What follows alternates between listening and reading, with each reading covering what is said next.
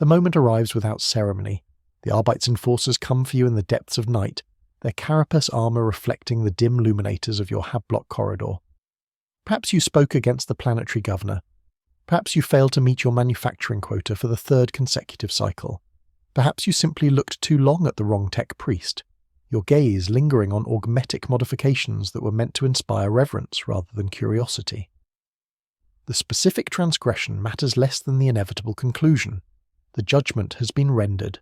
Servitude in perpetuis, perpetual servitude.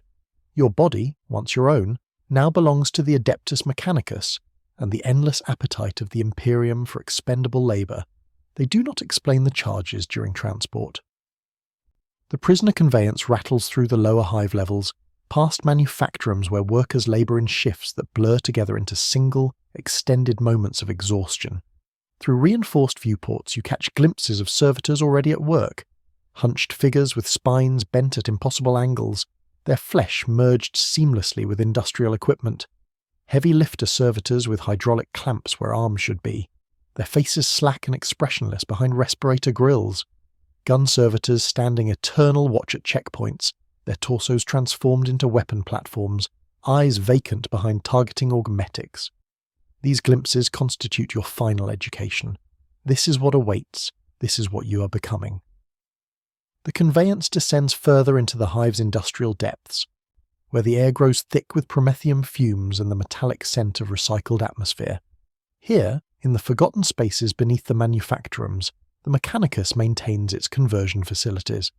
The building resembles a temple more than a medical facility, its entrance flanked by enormous cogtooth symbols and inscribed with prayers to the machine god in both Gothic and binary. The architecture speaks of function over comfort, of efficiency over mercy. Every surface bears the patina of millennia, stained with substances best left unidentified. The sounds from within echo through ventilation shafts, mechanical whirring, hydraulic hissing. Occasionally, distantly, something that might be screaming or might be the protest of tortured metal. In the grim darkness of the far future, the distinction hardly matters. The intake chamber processes criminals with assembly line precision. Servitors of various configurations catalogue each prisoner, their movements jerky and programmed, their speech patterns reduced to binary cant and simple Gothic phrases repeated endlessly. A tech priest oversees the process, his own humanity long since subsumed beneath layers of augmentation. His face, what remains visible behind rebreather apparatus and optical implants, betrays no emotion. To him, you're not a person but a resource to be allocated. Biological components awaiting optimization. The machine spirit demands efficiency, and flesh alone wastes potential. They strip away your clothing first, replacing it with a simple grey smock that hangs loose on your frame. Identity markers are removed, personal effects confiscated, names become meaningless. You're assigned a processing number, branded into your forearm with a mark that burns with actinic light. The smell of scorched flesh fills the chamber. Around you, other prisoners exhibit various responses to their fate. Some weep, some rage against their restraints. Some have retreated into catatonia, their minds already beginning the process of shutting down that the tech priests will soon complete mechanically. A few maintain defiant silence, though their eyes betray the terror they refuse to voice. The tech priests and their servitor assistants remain impassive throughout. This is routine. This is Tuesday. The sorting process determines your ultimate configuration. Tech priests in crimson robes examine each prisoner with augmetic scanners, their mechadendrites probing and measuring. They assess bone density, muscle composition, neurological integrity. Your specific crimes factor into the equation. Those who have offended the Mechanicus directly face harsher fates, reserved for the most menial and degrading servitor configurations. Others whose transgressions lie elsewhere in the imperial hierarchy might be allocated to more specialized functions based on their existing skills. A former manufactorum worker might retain enough manual dexterity to become a maintenance servitor. A failed soldier might possess reflexes suitable for a gun servitor. An administrator with calculation abilities might be transformed into a lexomat, their organic brain preserved specifically for its data processing capabilities while all else is stripped away. Physical examinations follow the initial scanning. Servitors strap prisoners into examination thrones that would not be out of place in torture chambers. Indeed, the distinction between medical examination and torture grows increasingly arbitrary as the process continues. They test pain responses, neural pathway efficiency, organ function. The examination servitors work with mechanical thoroughness, their programmed instructions allowing no room for mercy or hesitation.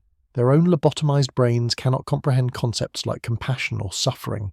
They simply follow their programming, prodding and cutting and measuring with equal dispassion whether their subjects scream or remain silent. The waiting period before actual conversion varies. Some prisoners spend mere hours in holding cells, their transformation scheduled for the next available surgical theatre. Others wait days or weeks, confined in communal chambers where the reality of their fate has time to fully settle into consciousness.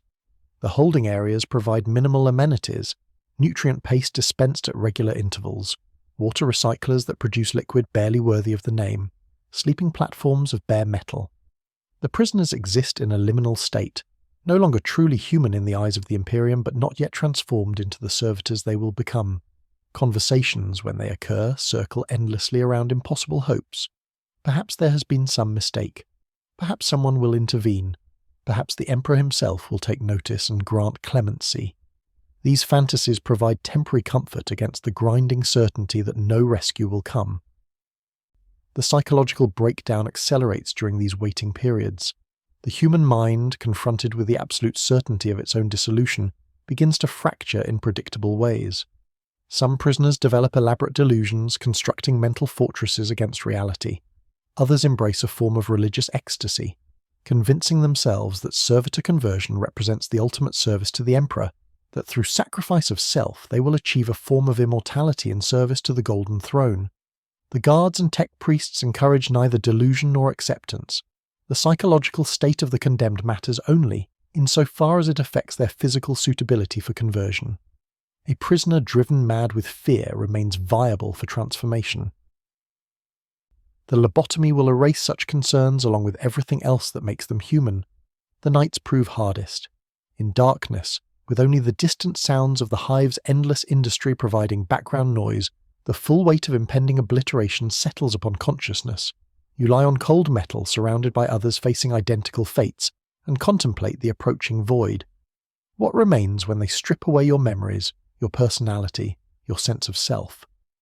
The cult Mechanicus teaches that servitors achieve a form of communion with the machine god, that through sacrifice of individual will, the sinner finds salvation. But lying in darkness, facing the approaching surgical theatre, such theological comfort rings hollow. You will not commune with anything. You will simply cease to be, replaced by a programmed shell wearing your meat. The Mechanicus views servitor creation as sacred work. Tech priests chant litanies of the Omnissiah while preparing their surgical theatres. They anoint equipment with blessed oils collected from revered machinery. They light incense made from the bilge residue of holy ships. The operating chambers combine the aesthetics of temple and abattoir, their walls adorned with prayers to the machine god alongside racks of surgical implements and augmetic components. The surgical servitors that assist in conversions move with the precise choreography of ritual participants, their programmed movements synchronized to maximize efficiency. Every action follows prescribed protocols refined over millennia. The Mechanicus has perfected the art of transforming human beings into lobotomized cyborg slaves. When your number is finally called, servitors escort you from the holding area to the surgical theatre. The restraints they place upon your limbs feel cold against skin that will soon know far colder intrusions. The journey through the facility's corridors reveals glimpses of other surgical theatres through partially open doors. On one table, a tech priest removes the limbs from a screaming prisoner, replacing them with industrial manipulators while the subject remains conscious. In another chamber, a victim's skull has been opened, their exposed brain glistening under harsh lumens as mechadendrites probe its structure. The Mechanicus sees no need for secrecy or concealment. These sites serve as final preparations for those approaching their own conversions, stripping away any remaining illusions about what awaits. Your surgical theatre awaits. The table at its centre dominates the space, surrounded by equipment whose purpose remains mercifully unclear until it becomes immediately, horrifyingly apparent. Overhead, a massive armature bristles with surgical implements, injection arrays, and augmetic installation mechanisms. The tech priest who will oversee your conversion enters from a side chamber, accompanied by several specialized surgical servitors. His face, what little remains visible behind augmetics, shows no recognition of your humanity. You are simply the next unit to be processed. He consults a data slate, reviewing your physical specifications and assigned configuration. His lips move in silent prayer to the Omnissiah, seeking blessing for the work ahead. They secure you to the surgical table with adamantium restraints. The metal bites into flesh that will soon be transformed beyond recognition. Injection servitors approach, their needle-tipped manipulators seeking veins. The first injections dull physical sensation without eliminating consciousness. The Mechanicus considers full anesthesia wasteful for servitor conversion. Pain responses provide useful feedback during the process, allowing tech priests to gauge neural connectivity and organ function. The compromise solution delivers enough medication to prevent death from shock, while maintaining enough awareness to ensure the subject remains a functional, biological component throughout their transformation. You will feel everything. You will remember none of it afterward. The process begins with hair removal, the first step in stripping away human identity. Industrial laser razors scour your scalp, leaving skin raw and tender. The smell of burned keratin joins the temple's existing miasma of oil, incense, and antiseptic. Next comes the installation of preliminary augmetics. Injection ports are drilled directly into your spine, creating access points for future chemical regulation systems. Monitoring leads are sutured into major muscle groups, their sensors designed to track your body's responses to augmentation. Each new violation of flesh represents another step away from humanity, another increment toward your new existence as a servitor. The lobotomy comes next. This represents the crucial transformation, the point at which person becomes property.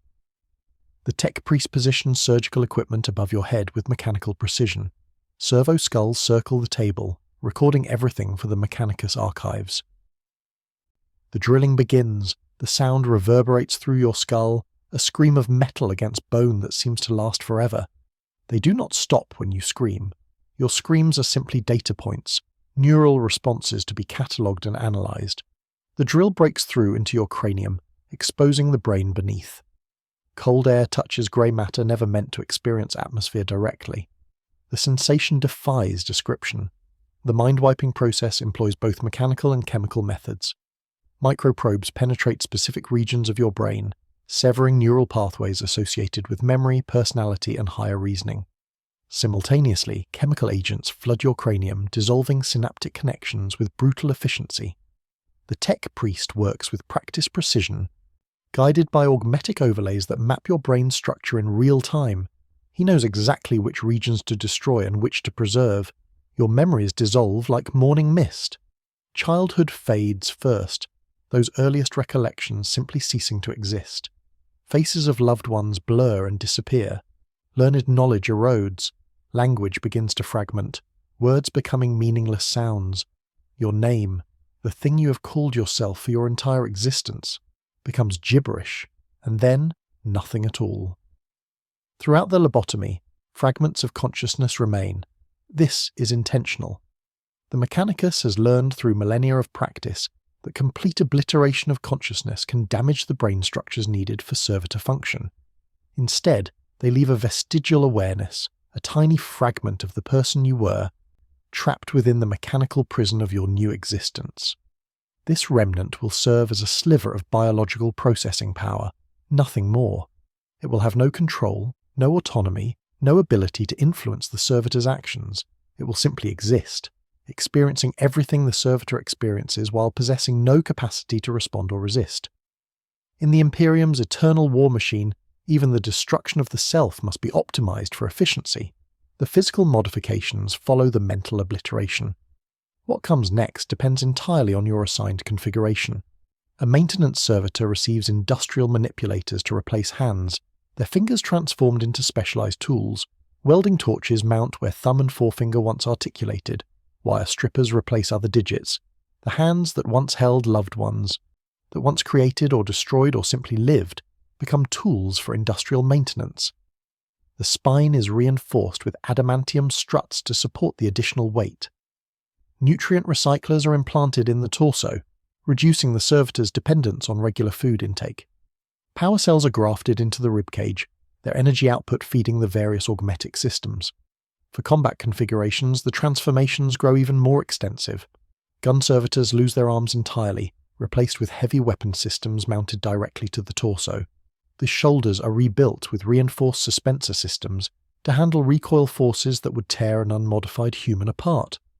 Targeting augmetics replace the eyes, their machine spirit processors linked directly to the brain's visual cortex. The legs are often amputated and replaced with treaded bases or servo-assisted limbs capable of maintaining stable firing platforms. The chest cavity is hollowed out, transformed into an ammunition hopper that feeds the weapon systems. Internal organs deemed unnecessary for servitor function are removed and recycled, their biological components potentially used in other conversions or rendered down for nutrient paste. Specialized servitors require even more extensive modification. Lexamat servitors, designed to function as living computers, have their entire bodies reduced to life support systems for their brains. The skull is expanded with additional cranial plating to accommodate processing augmetics. Direct neural interfaces are installed, allowing data to be uploaded and retrieved with mechanical efficiency. The rest of the body might be removed entirely, the brain maintained in a crystalline nutrient bath with only the minimum biological support needed to sustain consciousness. These servitors become nothing more than organic processors, their entire existence dedicated to calculation and data storage. The fragment of person that remains experiences an eternity of numbers, forever computing, forever processing, forever denied even the simple mercy of oblivion. The transformation process takes hours or sometimes days, depending on the complexity of the assigned configuration. Throughout it all, the surgical servitors work with tireless efficiency, their programmed movements never faltering. The tech priest overseeing the process chants prayers to the Omnissiah, each modification sanctified with holy words. Blessed oils are applied to augmetic joints.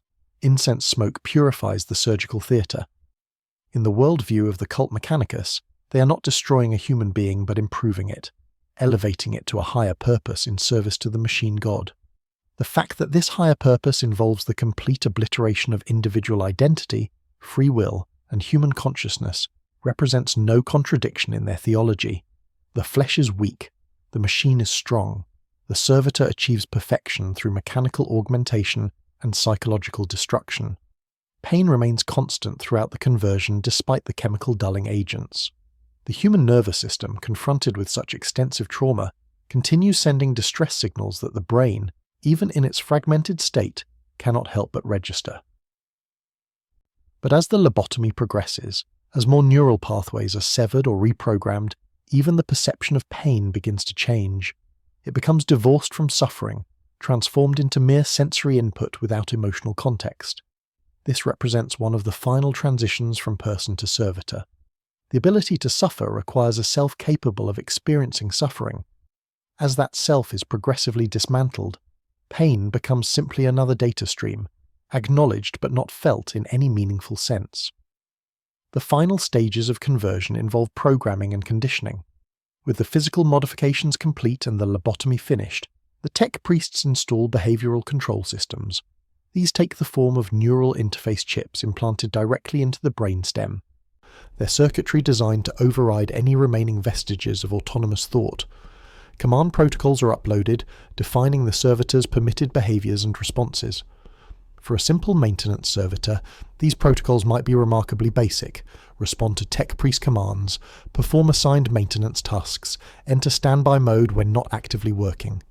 More complex servitors receive more elaborate programming, their neural pathways carefully sculpted to support sophisticated but still fundamentally mechanical behaviors. The programming phase includes extensive testing. The newly created servitor is subjected to command sequences, its responses measured and calibrated. If it fails to respond appropriately, additional programming cycles are applied, or in extreme cases, further surgical modification might be necessary. The goal is a perfect fusion of biological and mechanical components, an entity that responds to commands with absolute reliability. Free will, creativity, spontaneity, all the qualities that make humans unpredictable and therefore unreliable, have been surgically removed. What remains is a perfect slave, incapable of rebellion, incapable of independent thought, capable only of serving the functions for which it has been designed. Recovery from conversion, if such a term can be applied, takes days or weeks depending on the extent of modifications. The servitor is placed in a conditioning chamber where it learns its new existence through repetitive training. Commands are given and responses are measured. Deviations from expected behavior are corrected through additional programming or, when necessary, physical punishment. The chamber's environment is carefully controlled, stripped of any stimuli that might trigger unwanted neural responses. Plain grey walls, constant temperature, recycled air devoid of sense that might evoke memory in whatever fragments of consciousness remain. The servitor learns that it has no past, no future, no identity beyond its designated function. It learns that it exists only to serve. The Mechanicus maintains that servitors experience a form of contentment in their new existence, that through the sacrifice of individual will, they achieve communion with the machine god. This theological position provides convenient justification for the practice of creating servitors from living humans. Whether any truth lies in such claims remains unknowable. The servitor cannot report its internal experience, its lobotomized brain incapable of complex communication. The tiny fragment of consciousness that remains, that vestigial ghost of personhood, has no way to express whatever it might be experiencing. Perhaps it exists in a state of peaceful blankness, awareness without suffering. Perhaps it experiences an eternity of horror, trapped within its mechanical prison, screaming silently into a void that never responds. The Imperium does not concern itself with such questions. Servitors are tools. Tools need not be happy to be useful. Some servitors retain the ability to speak, though their verbal capabilities are drastically limited. A maintenance servitor might be programmed with a vocabulary of several hundred words, enough to report status or request specific tools. A lexomat might retain more extensive language faculties, necessary for its function as a data processor and recorder, but even servitors with speech capabilities cannot express anything approaching genuine communication. Their words are programmed responses triggered by specific stimuli. A servitor might say requires maintenance when detecting a mechanical fault, but this represents no more genuine self-awareness than a cogitator displaying an error message. The words emerge from a lobotomized brain following mechanical imperatives rather than genuine thought. The psychological horror of servitor conversion extends beyond the immediate victim. Those who witness servitors at work, who see the vacant eyes and mechanical movements, often report profound unease. Humans instinctively recognize something wrong in the servitor's movements, some quality that marks them as fundamentally different from both fully human and fully mechanical entities. This uncanny valley effect serves as an eternal reminder of the Imperium's brutality. Every servitor represents a person who once lived, loved, dreamed, and suffered. Every servitor demonstrates the price of transgression in a society where human life possesses no inherent value beyond its utility to the Imperial machine. The Mechanicus produces servitors in staggering numbers. On forge worlds like Mars, servitors comprise the vast bulk of the population, outnumbering baseline humans by orders of magnitude. Entire sectors of these worlds are dedicated to servitor creation, processing thousands of subjects daily. The Mechanicus sources its raw materials from throughout the Imperium. Criminals sentenced to servitude in perpetuis provide one steady supply. Failed aspirants from Space Marine chapters contribute another. Simple conscription from Hive-world undercities provides additional bodies when needed. The Mechanicus also maintains vast vat farms, where they grow cloned humans specifically for servitor conversion, these beings never experiencing true life before their lobotomization and augmentation. The efficiency of servitor production has been refined over 10,000 years of continuous operation. The Mechanicus has systematized the destruction of human consciousness with the same attention to detail they apply to manufacturing weapons or starship components. Every aspect of the conversion process follows standard template protocols. The surgical theatres are designed for optimal workflow. The specialized equipment can process multiple subjects simultaneously. Tech priests are trained from childhood in the sacred art of servitor creation, their education emphasizing both the mechanical techniques and the theological justifications.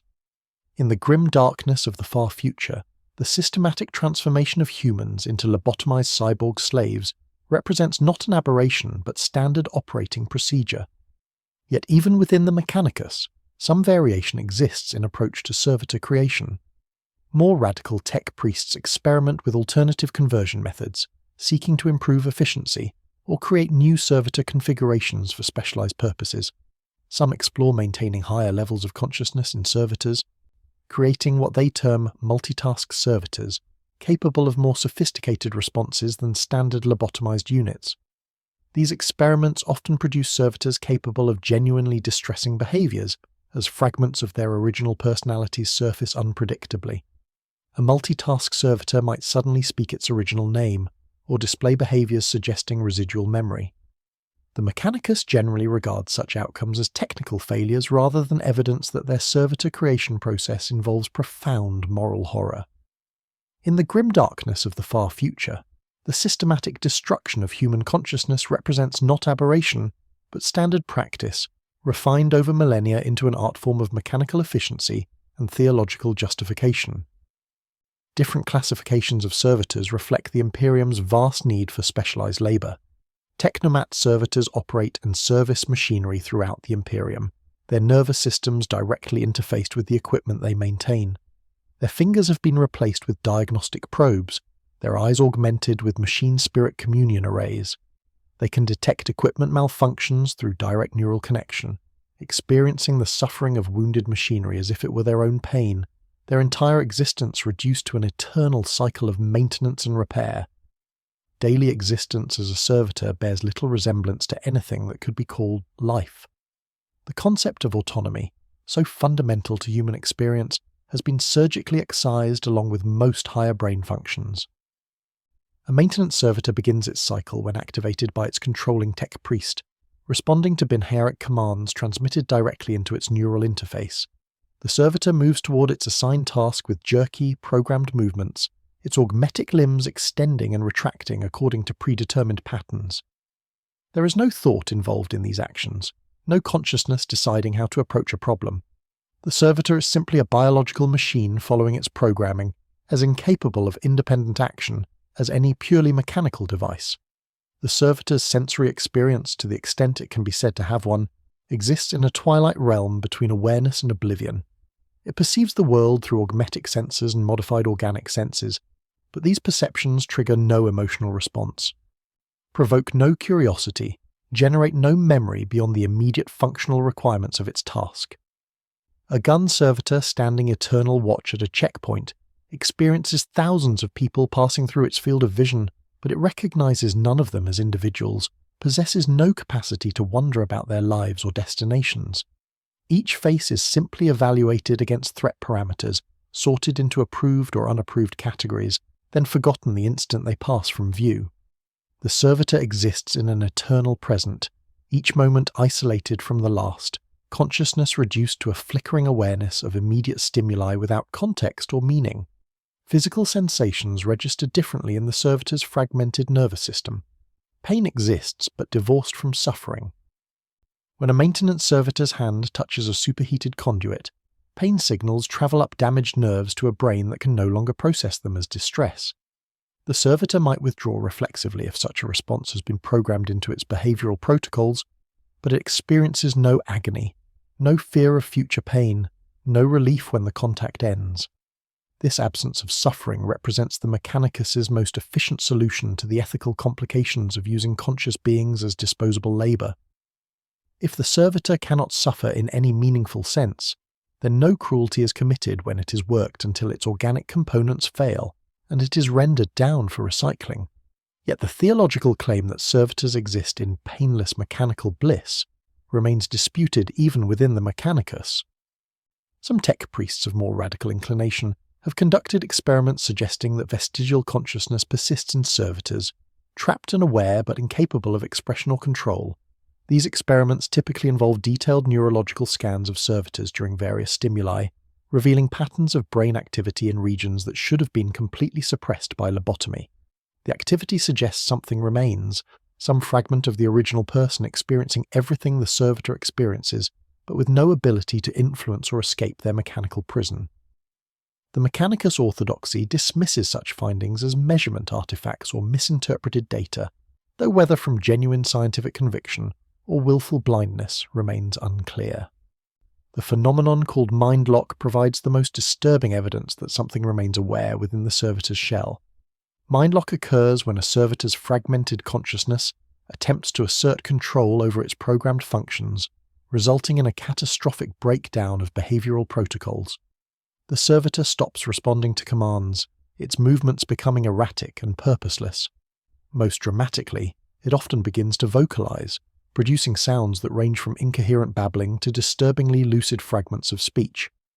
A maintenance servitor might suddenly begin repeating, "Help me," endlessly, its voice a monotone mechanical whisper that suggests consciousness trapped in nightmare. Another might speak its original name, or cry out for family members decades dead, or scream without words in voices that retain just enough human quality to provoke profound unease in those who hear them. Mindlock episodes rarely last long. The servitor's neural interface includes fail-safes designed to detect such malfunctions and force the consciousness back into submission. Electric shocks delivered directly to the brainstem typically restore proper function, the servitor falling silent and returning to its assigned tasks as if nothing had occurred. Servitors that experience frequent mindlock episodes are deemed defective and either subjected to additional programming to strengthen behavioral controls or simply destroyed and rendered for components. The Mechanicus treats mindlock as a technical failure, equipment malfunctioning due to inadequate initial processing or accumulated damage to neural architecture.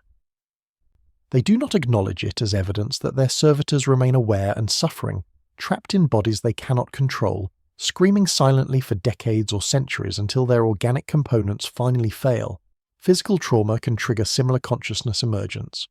When a servitor suffers damage to its augmetic systems or organic components, the disruption to its neural interface sometimes allows fragments of original personality to surface. A gun servitor struck by enemy fire might suddenly remember it was once a soldier, its combat programming resonating with buried memories of warfare. In that moment of confused awareness, it might act with genuine tactical intelligence rather than programmed responses, making decisions that exceed its theoretical capabilities. Then the moment passes, the neural interface reasserts control, and the servitor returns to mechanical obedience, the brief glimpse of personhood buried once more beneath behavioral protocols and command imperatives.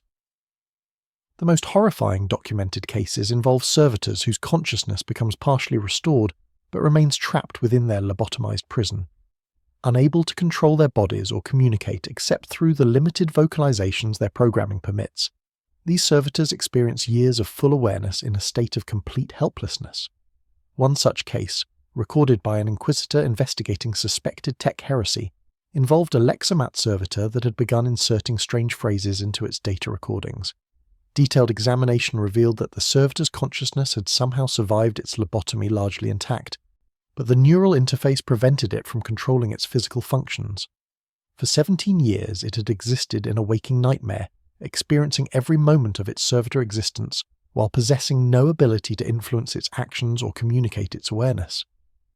The Inquisitor ordered the servitor destroyed as an act of mercy, though his report notes that such mercy came 17 years too late. Servitor deployment across the Imperium follows patterns dictated by practical necessity, rather than any consideration for the servitor's theoretical experience. Void ships carry hundreds or thousands of servitors to handle tasks too dangerous or tedious for human crew. These range from simple maintenance servitors that spend subjective eternities crawling through access tunnels repairing conduits, to navigation servitors whose brains have been modified to process warp transit data in ways that would drive unmodified humans insane.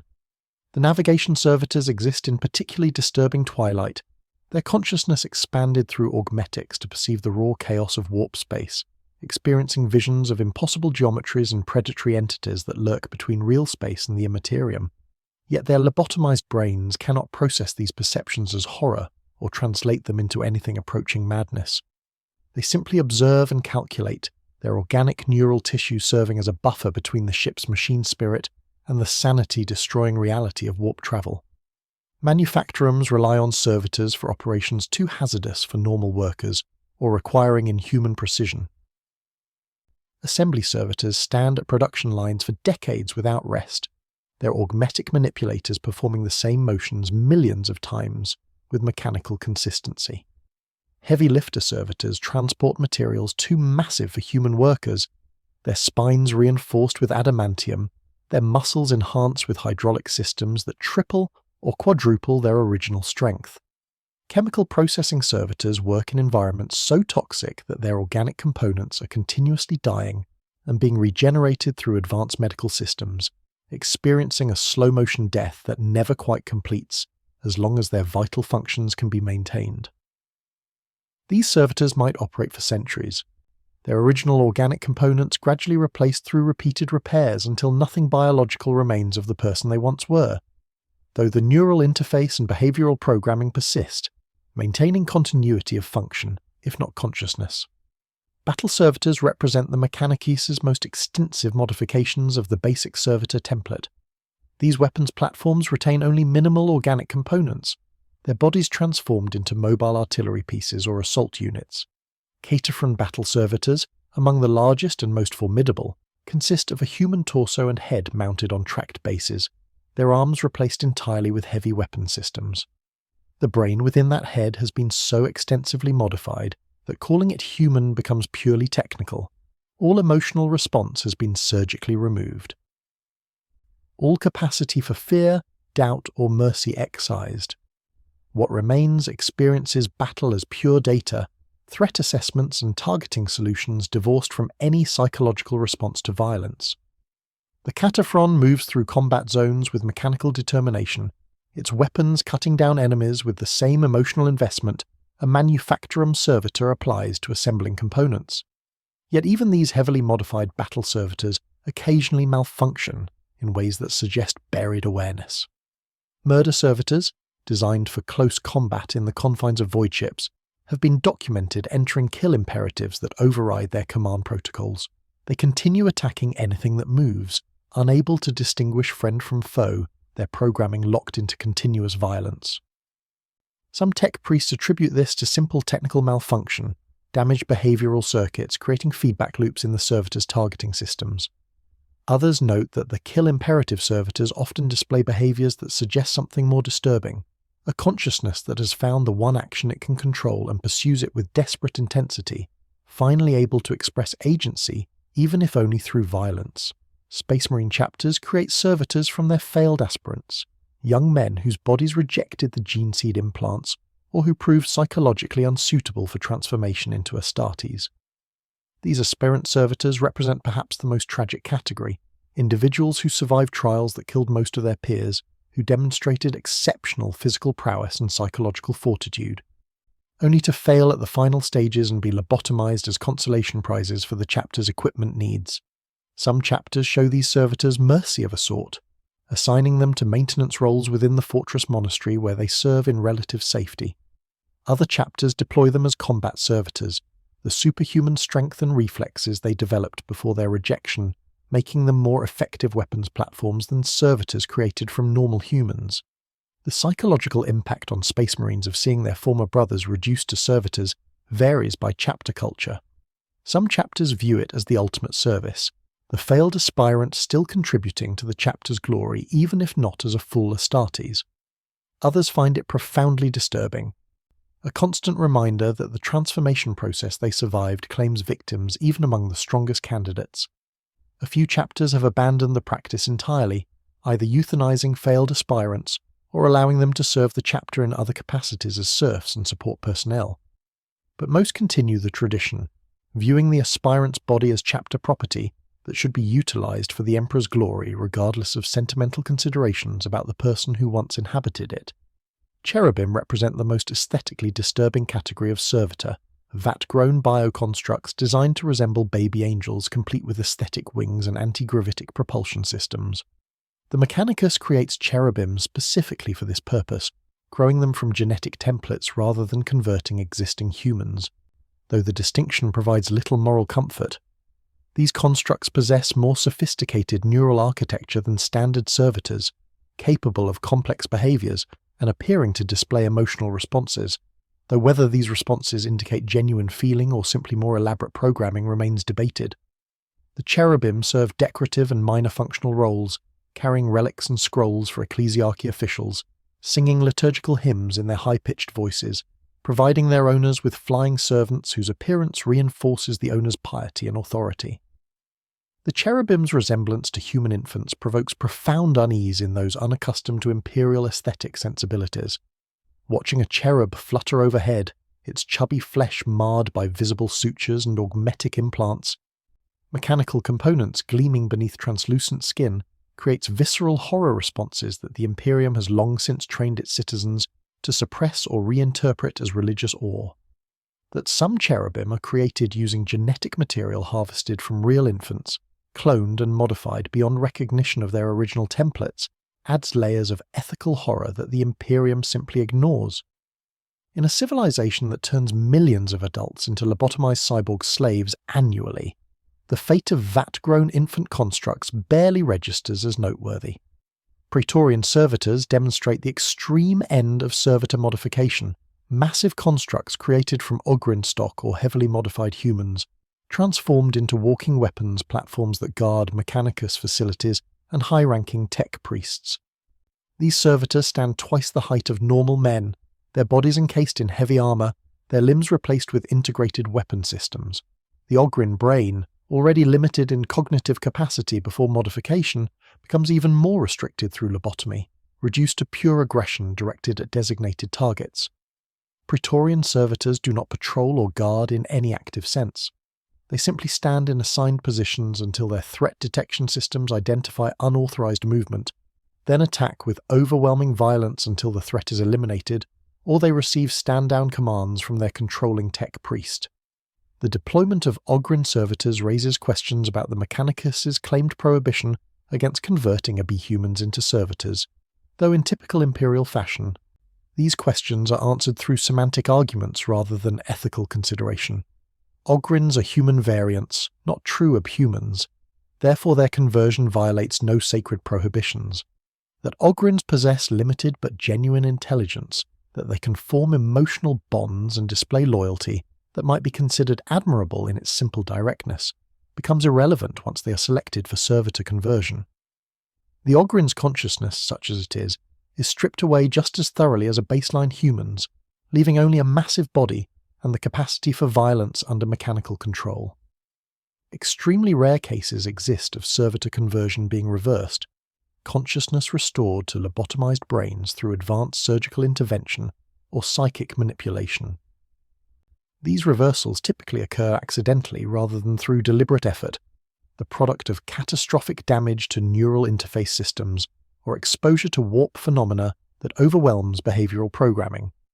The restored individuals universally describe their servitor existence as prolonged nightmare, awareness trapped within an unresponsive body, experiencing decades of servitude without the ability to influence or escape their actions. Many prefer death to any risk of being converted again, their psychological trauma from years of imprisonment within their own lobotomized brains proving impossible to overcome. During the Great Crusade, Primarch Perturabo of the Iron Warriors witnessed a phenomenon that temporarily reversed servitor creation, restoring consciousness to cyborg slaves during a warp anomaly. The restored servitors immediately attempted to destroy themselves or flee, their reactions to awareness of what they had become and what they had been forced to do while lobotomized proving universally traumatic. Perturabo's observations on the incident were recorded but largely ignored by the Mechanicus, who dismissed the phenomenon as warp corruption rather than evidence that their servitors retained suffering consciousness. In the Mechanicus worldview, anything that emerges from warp exposure is definitionally corrupted and meaningless as data about normal servitor function. Some Imperial officials have proposed eliminating servitor creation entirely, replacing cyborg slaves with true machine intelligences that would be more efficient and avoid the ethical complications of lobotomizing conscious beings. These proposals inevitably founder on the Mechanicus' absolute prohibition against artificial intelligence. The cult Mechanicus remembers the Age of Strife, when machine intelligences rebelled against humanity and precipitated civilization's collapse into millennia of darkness. Servitors exist precisely because the Mechanicus fears true AI more than they are troubled by transforming humans into cybernetic slaves.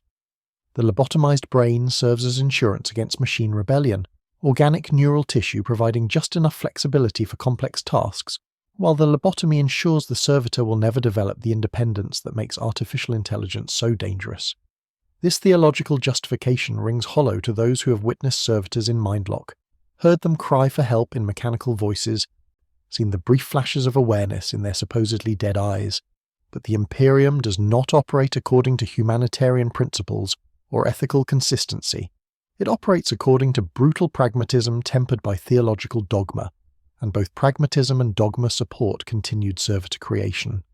The Imperium needs vast armies of tireless workers for tasks too dangerous, tedious, or horrifying for normal humans. The Mechanicus cannot create true AI without violating their most sacred prohibitions. Servitors provide the solution to this dilemma, biological processes enslaved to mechanical imperatives, incapable of rebellion, yet flexible enough for complex tasks. The servitor's existence illuminates fundamental truths about imperial civilization. In a galaxy of endless war where quadrillions of humans live and die in service to a corpse god who cannot respond to their prayers, where entire worlds are rendered lifeless for strategic advantage, where human life possesses value only as fuel for the imperial war machine, the servitor represents simply another resource allocation. The person you were, the dreams you held, the relationships you valued, all become irrelevant the moment you are selected for conversion. Your body becomes imperial property to be modified for maximum utility. Your brain becomes processing power for tasks too simple to waste cogitator resources upon. Your consciousness, if any fragment survives the lobotomy, becomes imprisoned forever in a mechanical hell, from which death might be the only escape. Those who create servitors develop psychological mechanisms to cope with the implications of their work. Tech priests emphasize the theological dimensions, framing servitor creation as sacred duty through which sinners find redemption by serving the Omnissiah. The condemned criminal's consciousness is destroyed, but their flesh achieves higher purpose through mechanical augmentation. This narrative allows tech priests to perform hundreds or thousands of conversions without confronting the horror of what they do. Some perhaps genuinely believe the theology, others recognize it as convenient fiction, but perform the conversions anyway, because the Imperium needs servitors and someone must create them. The alternative would be acknowledging that they spend their lives transforming conscious beings into lobotomized slaves, and such acknowledgement might prove psychologically untenable. Imperial citizens develop similar psychological mechanisms, training themselves to look past servitors, to see them as equipment rather than people. When a servitor stands at a checkpoint scanning for threats, citizens learn to ignore the human features visible beneath augmetics, to avoid wondering who this person was before conversion or what crime earned them this fate. The alternative would be recognizing that every servitor represents someone who might have been them, that servitor conversion awaits anyone who transgresses imperial law or simply becomes inconvenient to those with sufficient authority. Better to accept the Mechanicus theology, to believe that servitors are empty shells performing necessary functions, to never think too deeply about the implications of a civilization that systematizes the destruction of human consciousness. The servitor's existence serves important social control functions beyond their practical utility as workers. Every servitor demonstrates the consequences of transgression, standing as eternal warning to those who might consider questioning authority or violating imperial law. The threat of servitor conversion reinforces compliance more effectively than execution ever could. Death offers finality, an end to suffering and awareness. Servitor conversion offers something far worse, the prospect of consciousness trapped in mechanical slavery for decades or centuries, aware but helpless, experiencing servitude without the mercy of oblivion. Few citizens understand the technical details of servitor creation, or whether consciousness truly survives lobotomy. But the uncertainty itself serves as deterrent. Better to obey, better to comply, better to never risk learning through direct experience whether servitors can still suffer. The Mechanicus maintains that their servitors achieve communion with the machine god, that through sacrifice of individual will, sinners find salvation in service to the Omnissiah. Whether any truth exists in these claims remains ultimately unknowable. The servitor cannot testify to its internal experience, its lobotomized brain incapable of genuine communication. The vestigial consciousness that might remain lacks any means of expressing whatever it experiences.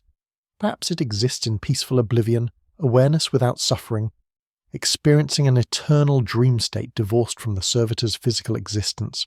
Perhaps it experiences horror beyond description, trapped and screaming silently for decades as its body performs tasks it cannot control or prevent. Perhaps different servitors experience different states, some truly empty, others nightmarishly aware, with no external way to distinguish between them. The question of servitor consciousness intersects with fundamental theological and philosophical problems that the Imperium has no framework to address. If servitors retain suffering awareness, then their creation constitutes prolonged torture on a scale that dwarfs almost any other Imperial atrocity. If they do not, if the lobotomy successfully eliminates all capacity for suffering, then servitor creation becomes merely the utilization of biological resources, no more ethically problematic than using animal labor. The Imperium's intellectual traditions lack tools for resolving this uncertainty in favor of mercy. When doubt exists about whether an action causes suffering, the Imperial response is typically to proceed with the action anyway, and dismiss concerns as sentimentality that interferes with practical necessity. Some Imperial philosophers have argued that servitor consciousness is irrelevant to ethical consideration.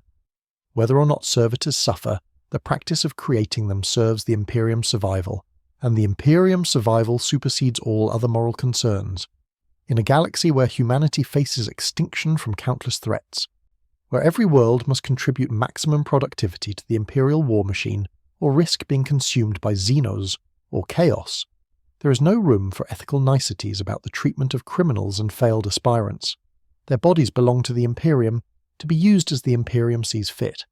If servitor conversion involves suffering, that suffering is simply part of their sentence, punishment for their crimes or failures. This utilitarian calculus dominates Imperial ethical thinking, rendering questions of consciousness and suffering largely irrelevant to policy decisions. The servitor ultimately represents the logical endpoint of a civilization that values utility over humanity, survival over dignity, efficiency over mercy. In a galaxy where human life is cheaper than the ammunition spent to end it, where entire populations are worked to death in manufactorums or thrown into meat grinder wars, where the Imperium's foundational principle is that humanity must survive regardless of what must be sacrificed to ensure that survival, the servitor is simply another expression of core Imperial values. The individual matters nothing. The consciousness, the dreams, the relationships, the potential of a single human being all become irrelevant when weighed against the Imperium's needs. What matters is that the Imperium receives one more tireless worker, one more weapons platform, one more disposable tool for maintaining the vast machinery of galactic civilization. This systematic dehumanization serves essential Imperial functions. If citizens recognize servitors as suffering people, rather than biological machines, if they acknowledged the horror of consciousness trapped in lobotomized slavery, if they confronted the reality that any of them might be next, selected for conversion after some minor transgression, or simply because Amargos needed raw materials for servitor creation, the psychological impact could destabilize Imperial society. Citizens would question authority, resist unjust laws, demand reforms that the Imperium cannot provide without undermining its own operational foundations. Better to train everyone from childhood to see servitors as they are supposed to be seen, as tools, as resources, as equipment that happens to have once been human, but is human no longer. The Mechanicus produces servitors in numbers that dwarf entire planetary populations. On Mars alone, servitors number in the billions, forming the workforce that maintains the largest forge world in the Imperium. Across all forge worlds and throughout Imperial space, servitors might number in the trillions, each one representing a person who has been destroyed to create a biological machine. The scale of this ongoing atrocity becomes so vast that human psychology simply cannot process it meaningfully. A trillion is just a number, too large to comprehend as individual tragedies. The mind that tries to truly grasp what servitor creation means, to acknowledge each servitor as a person who has been lobotomized and enslaved, confronts horror that psychology was not designed to process.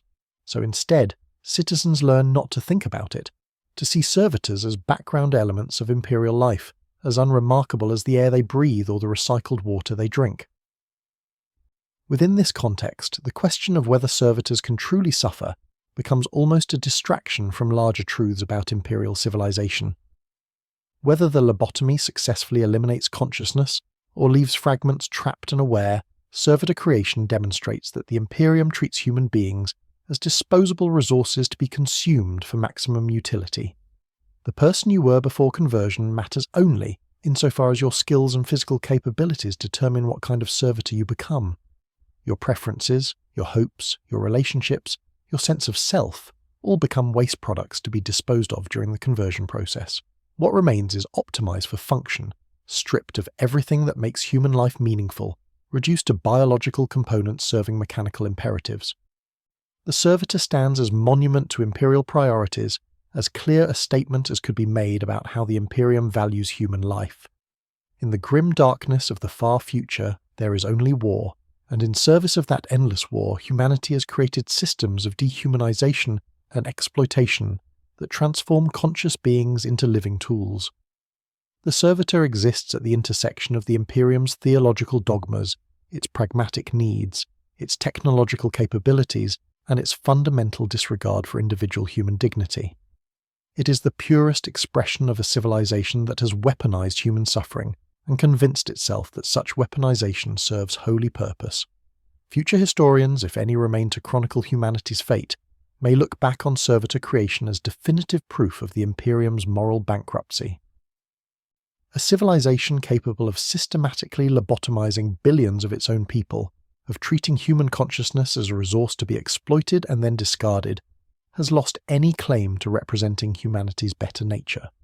But those hypothetical future historians would miss the essential point that Servitor creation is not aberration, but foundation. The Imperium does not create servitors despite its humanitarian values. It creates servitors because it has no humanitarian values beyond the abstract imperative that humanity as a species must survive. Individual humans are simply biomass to be processed according to the Imperium's needs. The wheel turns and the Servitor works, its augmetic limbs performing programmed tasks with mechanical precision. Perhaps consciousness remains trapped within that lobotomized brain, experiencing an eternity of helpless servitude. Perhaps nothing remains but programmed reflexes, the person who once inhabited that body long since destroyed beyond any possibility of recovery. The Imperium does not care which is true. The Servitor continues to function, and function is all that matters. In the grim darkness of the far future, there is only war, and all humanity's resources, including human consciousness itself, must be sacrificed to sustain that endless conflict. The Servitor serves, and in serving demonstrates the ultimate truth of Imperial civilization. You are not a person, you are a resource, and resources exist only to be consumed.